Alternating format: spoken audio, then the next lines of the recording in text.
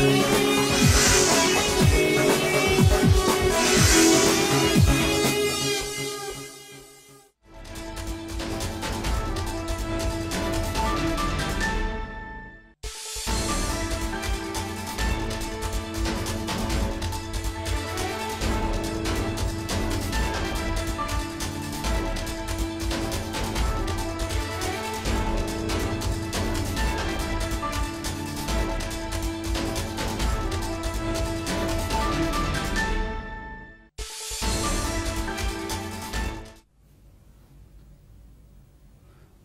Morning. Undavalli constructions సమర్పిస్తున్న business breakfast షోకి స్వాగతం. ఇప్పుడే బ్రేకింగ్ న్యూస్ గమనించి ఉంటారు. సో స్టాక్ మార్కెట్ల ఆసియా మొత్తం కుప్పకూలిపోతుంది. Hang Seng down 3.8%, Nikkei Japanese index down 5.27%, Shanghai down 1.7%, Kospi 3.17% నష్టంతో ట్రేడ్ అవుతోంది. తైవానీస్ ఇండెక్స్ 4.3% నష్టపోయింది. ఎస్టీఎక్స్ నిఫ్టీ 372 పాయింట్ల నష్టంతో ఒక హ్యూజ్ గ్యాప్ డౌన్ ఓపెనింగ్ ను ఇండికేట్ చేస్తుంది. ప్రపంచవ్యాప్తంగా స్టాక్ మార్కెట్స్ లో ఒక పతనం అనేది మనం గమనిస్తున్నాం. లాస్ట్ నైట్ యుఎస్ మార్కెట్స్ లో 1175 పాయింట్లు క్లోజింగ్ సమయానికి డౌ జోన్స్ కోల్పోయింది. తర్వాత మళ్ళీ ఫ్యూచర్స్ లో కూడా చాలా చాలా వందల పాయింట్ల నష్టం మనం గమనిస్తున్నాం. సో ఒక biggest one day drop in US stock markets history. So closing సమయానికి 1175 పాయింట్లు అయినప్పుడు కూడా మధ్యలో ఇంట్రాడేలో 1500 పాయింట్ల వరకు కోల్పోయింది. అలాగే లాస్ట్ 2 సెషన్స్ లో 1800 పాయింట్లు. అంతకుముందు మనం 666 నష్టం చూసాం. నిన్న 1175 పాయింట్స్ కలుపుకుంటే 2 సెషన్స్ లోనే 1800 పాయింట్ల నష్టం. సో 30,000 పాయింట్లకు వెళ్ళిపోతుంది అంటూ సాక్షాత్తు అమెరికా అధ్యక్షుడు డొనాల్డ్ ట్రంపే డౌ జోన్స్ గురించి వ్యాఖ్యానించిన కొద్ది రోజులకే మార్కెట్స్ లో ఇంత భారీ నష్టం మనం గమనిస్తున్నాం. 24,345 ఈ లెవెల్ దగ్గర నిన్న డౌ జోన్స్ క్లోజ్ అయింది. సో ఇక 30,000 మార్కును ఇప్పుడు అప్పుడే చేయడం అసాధ్యం, అసంభవం అన్న రీతిగా పతనం కొనసాగుతోంది. కమాడిటీస్ లో మాత్రం కొంత మనకు బయింగ్ కనిపిస్తోంది. నికెల్, జింక్ లాంటివి కొంత పాజిటివ్ గా ట్రేడ్ అవుతున్నాయి. అలాగే సేఫ్ హ్యావెన్ అసెట్స్ గా ఇప్పుడు మళ్ళీ డాలర్ అండ్ గోల్డ్ ఈ రెండు కూడా స్ట్రెంగ్త్ పుంజుకుంటున్నాయి. క్రూడ్ ప్రైసెస్ బలహీనపడ్డాయి. సో ఇది రకరకాల అసెట్ క్లాసెస్ లో మనకు కనిపిస్తున్న తీరుతెన్నులు, ట్రేడింగ్ తీరుతెన్నులు. వచ్చిన లాభాలు కాస్త ఆవిరైపోయాయి. మొదటి నెల రోజుల్లో మనం జనవరి అంతా కూడా చాలా చాలా స్ట్రాంగ్ పాజిటివ్ మంత్ గా మనం భావించాం. 2017 లాగానే 18 కూడా ఈక్విటీ మార్కెట్లు ఇన్వెస్టర్లకు లాభాలు పంచడంలో ఇక ఎటువంటి డౌట్ లేదు అని అప్పుడప్పుడు అఫ్ కోర్స్ కొద్దిగా మనం మరీ బాగుండదు అన్నట్లుగా కొద్దిగా అప్పుడప్పుడు జాగ్రత్తగా ఉండండి అంటే ఏదో చెప్పాం కానీ మొహటానికి పైపైకి చెప్పిన అదంతా కూడా అందరం ఒక కన్విక్షన్ తో ఉన్నాం. మార్కెట్స్ ఇంకా ఇక్కడ నుంచి ఎక్కడికో వెళ్ళిపోతాయి. సెన్సెక్స్ 46,000 పాయింట్లు, అలాగే నిఫ్టీ కూడా 12, 13, 14, 15,000 పాయింట్లు వెళ్ళిపోతుందని అందరం బులిష్ గా ఉన్నాం. ఎవరూ ఇందులో మేమేదో గొప్పగా చెప్పాము, ఇంతకుముందు మధ్యలో జాగ్రత్తగా ఉండని చెప్పామని అనుకోవడానికి లేదు. చాలా బులిష్ గా అయిపోయిన సమయంలో వచ్చిన ఒక అనూహ్యమైన పతనం ఇది. అండ్ ఎందుకు పడుతున్నాయనంటే ఎవరికి కారణం కూడా యథార్థంగా తెలియదు. ఇవి కారణాలని అనుకోవటమే. వడ్డీ రేట్లు పెరుగుతున్నాయట అమెరికాలో. వడ్డీ రేట్లు పెరిగితే ఏం జరుగుతుంది? Nothing, no negative impact on the equity markets. వడ్డీ రేట్లు పెడితే కొద్దిగా ఫ్లోస్ డెట్ మార్కెట్స్కి వెళ్తాయి, అంతే కదా. అంతకు మించి ఏం జరుగుతుంది? అది కానీ కాదు. లాస్ట్ 3 years లో వచ్చిన గ్రోత్ ఏదైతే ఉందో మార్కెట్స్ లో, ఈక్విటీ మార్కెట్స్ లో వచ్చిన వృద్ధి ఏదైతే ఉందో అది మామూలుగా అండర్ ఇట్స్ ఓన్ వెయిట్ అంటాం కదా. బాగా బరువుగా ఉన్నది ఒకసారిగా కుప్పకూలిపోతే దాని బరువుకు అదే కూలిపోయింది అంటాం కదా. అటువంటి పరిస్థితి మనం ఇప్పుడు ఈక్విటీ మార్కెట్స్ లో చూస్తున్నాం. అంతకంటే కారణాలకి ఏ కారణం చెప్పినా కూడా అది కుంటి సాకులు మాత్రమే. సో అమెరికాలో concerns that Fed will raise rates అనేది ఇలాంటివన్నీ ఊరికే అట్రిబ్యూట్ చేస్తున్నారు. ఎందుకంటే బాండ్ ఈల్డ్స్ చూసి పడుతున్నాయి మార్కెట్స్ అన్నారు. బాండ్ ఈల్డ్స్ నిన్న 2.88 టచ్ చేసిన బాండ్ ఈల్డ్స్ ఇప్పుడు 2.68 పడిపోయింది. అయినా కూడా మార్కెట్స్ పతనం ఆగడం లేదు. కాబట్టి ఇది ఒక సివియర్ ప్రాఫిట్ బుకింగ్ అని అనుకోవచ్చు. అందరికీ కూడా ఒకసారిగా సెంటిమెంట్ నెగిటివ్ కావడం వచ్చిన ఒక సెల్లింగ్ ప్రెషర్ అనుకోవచ్చు.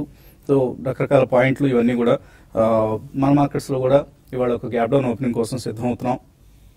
మేబీ నిఫ్టీ మనకు గమనిస్తే లాస్ట్ 2.5 years లో 7,000 నుంచి 11,000కి వెళ్ళిపోయింది.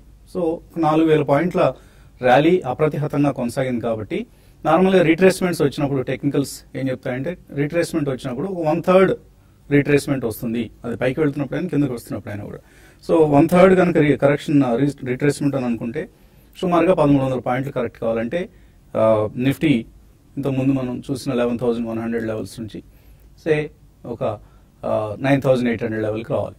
సో వస్తుందా ఇప్పుడు అని అంటే 200-డే మూవింగ్ యావరేజ్ ఏదైతే ఉందో అరౌండ్ 10,020. సో అక్కడ ఏమైనా సపోర్ట్ తీసుకోవచ్చు, లేదు అంటే మరి కొంత కింద కూడా రావచ్చు, ఆర్ ఈ మధ్యలో ఎక్కడైనా చిన్న చిన్న సపోర్ట్స్ తీసుకొని. బట్ ఓవరాల్గా కొంత బేరిష్నెస్ అనేది మాత్రం ఎట్టి పరిస్థితిలో నెలకొందనేది మనం గమనించాలి. ఇన్వెస్టర్లు ఏం చేయాలి, నిన్నే అనుకున్నాం కొద్దిగా దూరంగా ఉండండి, ఏమీ హడావుడి లేదు, గాబరా పడొద్దు, అక్కడ బై ఆపర్చునిటీ ఇక్కడ బై ఆపర్చునిటీ ఉందని. మనం గతంలో రేట్స్ చూసి అక్కడ నుంచి 20% తగ్గింది కదా, 30% తగ్గింది కదా అన్నట్లుగా కొనుగోలు చేసే ఉద్దేశాలు మాత్రం పెట్టుకోవద్దు. ఒక సివియర్ కరెక్షన్ అనేది మనం చూడబోతున్నాం కాబట్టి కొద్దిగా దూరంగా ఉందాం మేబీ. బట్ క్యాష్ చెస్ట్ రెడీగా పెట్టుకోండి. అలా అని చెప్పేసి పూర్తిగా నీరసంగా ఉండదు, అయ్యో అయిపోయింది ఇక మార్కెట్లో పని, మళ్ళీ మనం రియల్ ఎస్టేట్ వైపు పరుగు పెడదాం అనే ఆతృత ఎంత మాత్రం వద్దు. గురజాడు వారు చెప్పినట్లుగా ఈశ్వరోమని మనుషులుంటే దేశమే గతి బాగుపడున్నాయి. ఈశ్వరోమని ఉండాల్సిన అవసరం లేదు. అలాగే ఆయన చెప్పినట్లుగా డబ్బు తేని నరులకు కీర్తి సంపదలు అబ్బబోయి. సో డబ్బులు తీసుకురావాల్సిందే మార్కెట్స్లోకి ఎప్పటికప్పుడు. సో మార్కెట్స్లో క్యాష్ చేస్తూ రెడీగా ఉండండి అండ్ కొద్దిగా ఇన్వెస్ట్ చేయండి. డోంట్ ఇన్వెస్ట్ అగ్రెసివ్లీ, జస్ట్ ఒక 5-10% of your cash for long term, another 5-10% in the next decline. ఇలా అలొకేట్ చేస్తూ ఉండండి. ఆల్వేస్ హ్యావ్ 50% క్యాష్ పొజిషన్, మిగతాది మాత్రమే కొద్దిగా ఇన్వెస్ట్ చేస్తూ ఉండండి. అండ్ ఎస్ఐపీలు చేసే వాళ్ళకి బుల్ మార్కెట్స్ బేర్ మార్కెట్స్ సంబంధం లేదండి. ఈ అంశాన్ని మాత్రం దయచేసి గమనించండి. ఈ టైంలో చాలా మంది ఎస్ఐపీలు ఆపేస్తారు, ఇది హై రేట్స్లో అంటించుకొని ఈ రేట్స్లో కొండ మానేస్తారు, దాంతో వచ్చిన ఆపర్చునిటీ కాస్త మిస్ అవుతారు. ఒక పూర్తి సైకిల్ లాభాలు కనుక మనం తినాలి అని అనుకుంటే ఎస్ఐపీస్ కంటిన్యూ చేయడం ఒకటే మార్గం, అది వినా మరొక గత్యంతరం లేదు, మరొక మార్గం లేదు. కాబట్టి ఎస్ఐపీస్ కంటిన్యూ చేస్తూ ఉండండి. అనలిస్ట్ ఏమంటున్నారు అడిగి తెలుసుకుందాం. సో అనుకోకుండా అనూహ్యమైన పరిణామాలతో మార్కెట్స్ పతనం బాటలో ఉన్నాయి. ప్రత్యేకించి కొత్తగా వచ్చిన వాళ్ళకి ఇది చాలా మింగుడు బండి పరిణామం, ఎందుకంటే మార్కెట్స్ పెరగటమే ఉంటుంది కానీ తగ్గడం ఉంటుందని వాళ్ళకి తెలియదు. కరెక్ట్, ఎందుకంటే లాస్ట్ 2 years నుంచి పెరిగాయి. సో ఇదే ధోరణి ఇంకొక 2 ఏళ్ళు 3 ఏళ్ళు మనం కూడా చాలా బుల్లిష్ గా చాలా సార్లు చెప్పాం, నెక్స్ట్ 3 years ఏం ఢోకా లేదని. సో ఈ ఢోకా లేదు కాస్త ఇప్పుడు ఆ ఢోకా వచ్చేసింది, ఏం చేయాలి ఇప్పుడు? నో ఢోకా లేదు, దానికి definitely we stand by the same view అండి. బట్ ఫెరోషియస్ కరెక్షన్స్ ఉంటాయి, పదే ఇదే వార్త మనం చెప్తూనే ఉన్నాం, ఇదే స్టేట్మెంట్ మనం చేస్తున్నాం. So these are very ferocious corrections అండి. మార్కెట్స్ ఎప్పుడు కూడా they go up on steps, అంటే మనం మెట్ల మీద నుంచి పైకెక్కి ఎలివేటర్ ద్వారా కిందికి వస్తుంది. కారణాలు అనేది ఎప్పుడు కూడా పోస్ట్ మార్టం అందరూ వెతుకుతుంటారండి. Market has its own life and its own behaviour. కాబట్టి మనం we should never question the market. All in all ఎందుకు మనకి ప్రపంచవ్యాప్తంగా పడుతుంది, అండ్ దిస్ ఇస్ నాట్ మనకు ఓన్లీ ఇండియా కానీ అమెరికా ఒకటి కానీ అది completely world markets are just being battered, అంటే మనకి bloodshed on every market కనిపిస్తుంది. కాబట్టి ఫస్ట్ మేజర్ రీజన్ మార్కెట్ ఎక్కడో ఒక చోట కరెక్షన్ తీసుకోవాలని చెప్పి గత మేబీ 3 to 6 months లో అందరూ అనుకుంటున్నారు. రకరకాల కారణాలు రకరకాల రీజన్స్ లో, జాగ్రఫికల్ రీజన్స్ లో చెప్పారు, కానీ వితౌట్ కరెక్షన్స్ మార్కెట్ పెరిగాయి. మనకి లాస్ట్ 15 days ముందరే ఈ mid small and micro cap stocks లో పతనం మొదలైందని చెప్పి మనం చెప్తూనే ఉన్నాం. But all in all we really don't know the reasons anybody. మీరు ఇందాక చాలా క్లుప్తంగా అన్ని చెప్పారు. So world wide we will only try to find a reason and solace అంటే ఏంటంటే మనకు కొద్దిగా పడ్డాయి కదా, is it the time to buy అనేది నిన్న కూడా మనం పదే చెప్పడం జరిగింది. Next week or 10 days completely stay away from the market, be very cautious అని ఎక్స్క్లూజివ్లీ ఇలాగే చెప్పాం. So we stand by the same view అండి. 3-5 years వ్యూ ఉన్న వాళ్ళకి మీరు అన్నట్టు ఎస్ఐపి క్యాష్ లో డెఫినెట్లీ కొద్దిగా ఉండమని మీరు పదే చెప్తూనే ఉన్నారు, అందరూ మనం చెప్తూనే ఉన్నాం. సో క్యాష్ లో ఉన్న వాళ్ళకి ఒక 100 రూపాయల వస్తువు ఈ రోజు ఒక 70 రూపాయలే దొరుకుతుంది, రాబోయే రోజుల్లో అదే 50 రూపాయలు కూడా దొరకచ్చు. సో ఈ కారణం మూలాన stay away from the market. ఇది ఎక్కడ ఈ గ్లోబల్ పతనం ఆగుతుందో, మన ఇండియన్ మార్కెట్ ఎక్కడ అనేది ఒక స్టెబిలిటీ వస్తుందో చెప్పలేం. కాబట్టి stay away, be extremely cautious. But maybe in the next 1 week or 10 days ఎక్కడైనా కానీ మార్కెట్ లో ఒక స్టెబిలిటీ అంటూ వస్తే then we can review the entire reasons. అంటే అప్పుడు ఎందుకు ఇలా పడ్డది, ఎందుకు అవన్నీ మనకి మ్యాక్రో ఎకనామిక్స్ అంతగా తెలియకపోయినా కానీ we'll come to know at least ఒక మార్జిన్ ఆఫ్ సేఫ్టీ కానివ్వండి, ఒక కంఫర్ట్ వాల్యూ అనేది అలా ఉంటుంది. ఇప్పటికి కూడా ఎవరికన్నా ప్రాఫిట్స్ ఉంటే మాత్రం substantial profits, take some money of the table అని చెప్తున్నాను. We still stand by the same view. So ఒక గ్యాప్ డౌన్ ఓపెనింగ్ వస్తుంది, ఇంట్రాడేలో మేబీ ఎక్కడైనా ఒక పుల్ బ్యాక్ ఉండొచ్చు, రికవరీ అనేది. సో ఏదైనా బయింగ్ ఆపర్చునిటీకి తీసుకోవచ్చు గ్యాప్ డౌన్ ఓపెనింగ్ లో. ఇటువంటి మార్కెట్ లో బయింగ్ వెళ్ళడం కన్నా సెల్లింగ్ వెళ్ళడమే బెటర్ అండి ఇంటర్డేలో. ఎందుకంటే మార్కెట్స్ లో ప్రైస్ కరెక్షన్ అనేది చాలా హెవీగా ఉంటుంది. ఫస్ట్ నిన్నటి వరకు ట్రెండ్ వేరు, ఈ రోజు వేరు. ఎందుకంటే నిన్న లో నుంచి బాగా రికవరీ అయింది. ఒక టైంలో 60-70 పాయింట్ దాకా నిఫ్టీ రికవరీ చూసాము. బట్ ఈ రోజు రికవరీ అంటే వచ్చినా కూడా స్టాక్స్ లో మాత్రం రికవరీ ఉండకపోవచ్చు. కాబట్టి ఎవ్రీ ర్యాలీలో కూడా సెల్ చేయమని చెప్తాను. ఓవరాల్ గా నిఫ్టీ పరంగా చూసుకుంటే రానున్న రోజుల్లో 10,000 దగ్గర కొంచెం నిఫ్టీకి 10,200 ఆ లెవెల్ సపోర్ట్ ఉంటుంది. అది కూడా బ్రేక్ అయిందంటే క్లోజర్ గా 10,000 దగ్గర చాలా స్ట్రాంగ్. ఇంతకు ముందు వసంత్ గారు అందుగా 200 డేస్ మూవింగ్ యావరేజ్ మనకి క్లోజర్ గా 10,000 దగ్గర ఉంది. అక్కడ ఆగొచ్చేమో ఆగినా కూడా మళ్ళీ ఒకసారి పైకి వచ్చి మళ్ళీ కిందకి రావచ్చు. బట్ ఈసారి కరెక్షన్ ఇమీడియట్ గా బౌన్స్ బ్యాక్ అయ్యే అవకాశాలు కనపడలేదు. కాబట్టి ట్రేడర్స్ కొనుక్కోవాలనుకున్న వాళ్ళు కొంచెం వెయిట్ చేసి కొంత కరెక్షన్ లో కొనుక్కొని మళ్ళీ కొంచెం ప్రాఫిట్ స్ట్రాంగ్ గానే బుక్ చేసుకోవాలి. షార్ట్ టర్మ్ అయితే ఆ విధంగానే గెయిన్ కాగలుగుతాం. అంతేగాని లాంగ్ టర్మ్ గెయిన్స్ మాత్రం ఇమీడియట్ గా రాకపోవచ్చు. బట్ ఎస్ఐపి మాత్రం కంటిన్యూ చేయమని చెప్తాను. ఇక ట్రేడింగ్ పరంగా చెప్పాలి అంటే మాత్రం పిఎన్బిని ఒకటి ఎవరీ ర్యాలీస్ లో సెల్ చేయమంటాను. 144 దాకా రావడానికి అవకాశం కనపడుతుంది ఈ రోజు రేపట్లో. అదేవిధంగా రిలయన్స్ ఇన్ఫ్రా నిన్న షార్ట్ కవరింగ్ అనేది ఈ కౌంటర్ లో కనపడింది. దీన్ని కూడా 460 దగ్గర స్టాప్ లాస్ పెట్టుకోమంటాను. ఇది 420, 385 ఇది అంతా positional trading. Even intraday traders కూడా ఎవరీ ర్యాలీలో దీన్ని సెల్ చేయమంటాను. టాటా మోటార్స్ ఒకటి కూడా ఇది నిన్న రిజల్ట్ కారణంగా కొంచెం వీక్ గా ఉంటుంది ఈ రోజు. ఇది 360 దాకా రావడానికి అవకాశం ఉంది. 414 దగ్గర స్టాప్ లాస్ పెట్టుకోమంటాను. బ్యాంక్ నిఫ్టీ కానీ చూసుకుంటే పొజిషనల్ ట్రేడర్స్ సెల్ చేయమంటాను. ఇప్పుడు 26,200 నేను క్లోజింగ్. ఈ రోజు ఓపెనింగ్ నేను అనుకోవడం 25,650, 700 మధ్యలో ఓపెన్ కావచ్చు. ఇది ఓవరాల్ గా 25,200 లెవెల్స్ ని రానున్న రోజుల్లో టెస్ట్ చేసే అవకాశం ఉంది. కాబట్టి ఇక్కడ నుంచి ట్రేడర్స్ సెల్ అండ్ ర్యాలీస్ అంటాను. ఎస్ఐపి మాత్రం కంటిన్యూ చేయమని చెప్తాను. మార్కెట్స్ లో విచిత్రమైన పరిస్థితులు ఎలా ఉంటాయంటే మొన్నటి వరకు ఫండమెంటల్స్ మోస్తరుగా ఉన్నాయి, బలహీనంగా ఉన్నాయని కూడా చెప్పుకోవచ్చు. ఎర్నింగ్స్ ఇంప్రూవ్మెంట్ అనేది కనపడలేదు మనకి. సో ఎర్నింగ్స్ ఇంప్రూవ్మెంట్ లేకుండా లిక్విడిటీ అపరిమితంగా వచ్చేసి మార్కెట్స్ ని పెంచేసిన సంగతి మనం పదే అనుకున్నది. సో ఇటు రిటైల్ ఇన్వెస్టర్స్ నుంచి అటు ఇన్స్టిట్యూషనల్ ఇన్వెస్టర్స్ నుంచి కూడా ఇప్పుడు ఫండమెంటల్స్ ఇంప్రూవ్ అవుతున్నాయి. Macro picture as well as corporate earnings. 68% of our companies brokerage సంస్థలు కవర్ చేస్తున్న కంపెనీలో 68% ఎర్నింగ్స్ ఎక్స్ట్రాడినరీగా ప్రకటించాయి. యుఎస్ లో అయితే ఇట్ ఈస్ 85%. వేరాజ్ మార్కెట్స్ పతనం అనేది ఇప్పుడు ప్రారంభమైంది. సో లిక్విడిటీ రాబోయే రోజుల్లో తగ్గబోతోంది. ఈక్విటీ మార్కెట్స్ మేబీ అలొకేషన్స్ తగ్గుతాయి బహుశా. ఎస్పెషల్లీ డెవలప్డ్ మార్కెట్స్ లో అలొకేషన్స్ భారీగా తగ్గే అవకాశాలు ఉంది. ఎందుకంటే అక్కడ వాళ్ళకి 3% రిటర్న్ వస్తే on investments, that is more than enough for them. So మనకి ఇక్కడ 20% కావాలి, 15% కావాలి, ఇన్ఫ్లేషన్ ఎక్కువ కాబట్టి. సో వాళ్ళకి 3 to 4% వస్తే చాలా బాగా వచ్చినట్లు. అందువల్ల ఎందుకంటే పెద్ద trillions of dollars of investments ఉంటాయి కాబట్టి అంత పెట్టుబడుల మీద they expect very nominal returns 3 to 4% or max 5%. వేరేజ్ మనం చిన్న ఎకానమీ, చిన్న ఇన్వెస్ట్మెంట్స్ కాబట్టి maybe we expect. And also inflation అనేది ఎనీవే రియల్ ఇన్ఫ్లేషన్ ఎప్పుడు అరౌండ్ 10% ఉంటుంది. పుస్తకాలు గవర్నమెంట్స్ చెప్పే లెక్కలు 6 to 7% అయినా కూడా. సో అందువలన ఎర్నింగ్స్ ఇంప్రూవ్ అవుతున్నాయి కాబట్టి అందుకని ఇందాక మనం డోకా మరీ అంత ప్రమాదం ఏమి ముంచుకొచ్చింది లేదు అన్నది అనుకునేది. ఎందుకంటే ఫండమెంటల్స్ ఇంప్రూవ్ అవుతున్నాయి. In case fundamentals are also weak then we have to panic. ఇప్పుడు అంత ప్యానిక్ కావాల్సిన అవసరం లేదు. నిగ్రహంగా నిబ్రంగా ఉండండి, గుండె దిటవుతో ఉండండి. ఎటువంటి బెంబేలెత్తి పారిపోవాల్సిన అవసరం మార్కెట్స్ నుంచి ఎంత మాత్రం లేదు. చిన్న బ్రేక్ తర్వాత ఇన్వెస్టర్స్ నుంచి కాల్స్, మెయిల్స్ తీసుకున్నాం.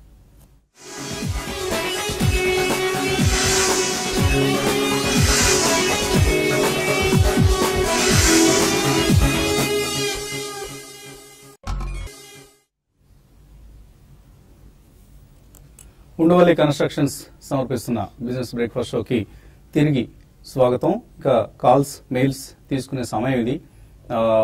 కాల్స్ లో ఎక్కువ మనం అవాయిడ్ చేద్దాం. ఏంటి, ఇంతకుముందు ఫలానా షేర్ ఫలానా రేట్లో కొన్నామండి, ఇప్పుడు బాగా తగ్గింది, ఏం చేయమంటారు? ఇప్పుడే వాళ్ళు అమ్మేసేయమని చెప్పం కదా, కొద్దిగా వెయిట్ చేద్దాం. సెల్లింగ్ అయినా బయింగ్ అయినా కూడా ఒక్క 2-3 రోజులు ఓపిక పడదాం. మిగతావి ఏదైనా లాంగ్ టర్మ్ ఇన్ నేచర్ ఉన్న కాల్స్ అయితే డెఫినెట్లీ విల్ ఎంటర్టైన్. మొదటి కాలర్ లైన్ లో ఉన్నారు, బెంగళూరు నుంచి రవిశేఖర్. హలో, గుడ్ మార్నింగ్ అండి వసంత్ గారు. మార్నింగ్ అండి, అడగండి రవిశేఖర్. సార్ ఫస్ట్ బెంగళూరులో కూడా ఒక వర్క్ షాప్ పెట్టండి సార్ మీరు. తప్పకుండా అండి, పెడదాం. ఏంటి ఈ సమయంలో కూడా మీరు వర్క్ షాప్స్ పట్ల ఉత్సాహం చూపిస్తున్నారంటే ఇంకా మనకు నష్టాల నష. That's why those are part of market. That's not an issue. Good very good. అది దట్స్ ది స్పిరిట్. ఓకే చెప్పండి రాజశేఖర్, తప్పకుండా పెడదాం బెంగళూరులో workshop. Okay sir. Sir Hind copper ఉన్నాయి సార్, 90 లో ఉన్నాయి. నెక్స్ట్ టాటా మోటార్స్ 434 లో ఉన్నాయి. ఓకే. సో ఇంకా వెయిట్ చేసి ఏ రేంజ్ లో మళ్ళీ యావరేజ్ చేసుకోవచ్చు టాటా మోటార్స్, హింద్ కాపూర్? వెయిట్ చేద్దామండి. యావరేజింగ్ కూడా ఇప్పుడు అప్పుడే వద్దు, ఎందుకంటే let the market stabilise. Market stabilise అయిన తర్వాత మనం యావరేజింగ్ థియరీలు అన్ని కూడా మళ్ళీ అప్లై చేద్దాం. కొద్దిగా ఈ షాక్ నుంచి బయటపడి ఉంటుంది ప్రస్తుతానికి మార్కెట్స్ ని. Whatever mayhem is happening in the markets, bloodbath is happening in the markets, ఇది క్లోజ్ కానిది, ఇది కంప్లీట్ కానిద్దాం ఈ cycle. Maybe it will not extend beyond say 1 week 2 weeks. తర్వాత డెఫినెట్లీ ఒక స్థిరత్వం వచ్చిన తర్వాత మనం మళ్ళీ డెసిషన్స్ తీసుకోవడం ప్రారంభిద్దాం. అప్పటి వరకు హడావుడే ఉంది. డబ్బు అయితే రెడీగా పెట్టుకోండి. మీ దగ్గర యావరేజ్ చేద్దాం అనుకున్న డబ్బులు మరి బ్యాంకులో పెట్టుకోండి, ఇబ్బందిగా ఉందనుకుంటే మాకు పంపించండి. షూర్ అండి. లేదు నేను నాకు కూడా అకౌంట్స్ ఉన్నాయి, పెట్టుకుంటాను. ఓకే రైట్ అండి. అలాగే తర్వాత కాలర్ పలాస్ నుంచి నవీన్. హలో. Hello sir. అడగండి నవీన్. సార్ అదే సార్ టీవీ విజన్ లిమిటెడ్ తీసుకున్నాం సార్. అది ఇప్పుడు బానే ఉంది. అదే ఇప్పుడు ఈ మార్కెట్ కాస్త డౌన్ గా ఉంది అంటారు కదా, హోల్డ్ చేయమంటారా లేకపోతే? ఇప్పుడు లాభంలో ఉన్నారా మీరు? Yes sir. ప్రాఫిట్ బుక్ చేసుకోవచ్చా? ఇది చాలా మందికి ఉన్న సందేహం. ఇప్పుడు ఆల్రెడీ లాభంలో ఉన్న వాళ్ళు ఏం చేయాలి? డెఫినెట్ గా బుక్ చేయాలండి లాభం ఉన్నవాళ్ళు. ఎందుకంటే అది ఇక్కడి నుంచి ఇంకెక్కువ పడదు, ఇంకా ఇక్కడ నుంచి బాగా పెరుగుతుంది, ఫండమెంటల్స్ చాలా స్ట్రాంగ్ ఉన్నాయి. ఇవన్నీ కూడా థియరీలో ఇటువంటి మార్కెట్లో ఏం పనికిరావండి. ప్రాఫిట్ లో ఉన్నా అని చెప్తున్నారు కాబట్టి if you can sell, definitely I think you should cell. If not 20-30%, you can even cell more అండి. 50% of the quantity profit book చేసి పెట్టుకుంది. దీస్ ఆర్ రేర్ కేసెస్ అండి. చిన్న చిన్న స్టాక్స్ లో కూడా if you're in profits, please book profits. Okay అండి. So TV 18 లో ప్రాఫిట్ బుక్ చేసుకోండి. టీవీ విజన్ అండి. టీవీ విజన్ అనే vision. Okay. So anyway whatever is the case, profits లో ఉన్నవాడు మాత్రం చక్కగా హాయిగా లాభాలు చేసుకోండి. That's one good way to hedge yourself in the current market.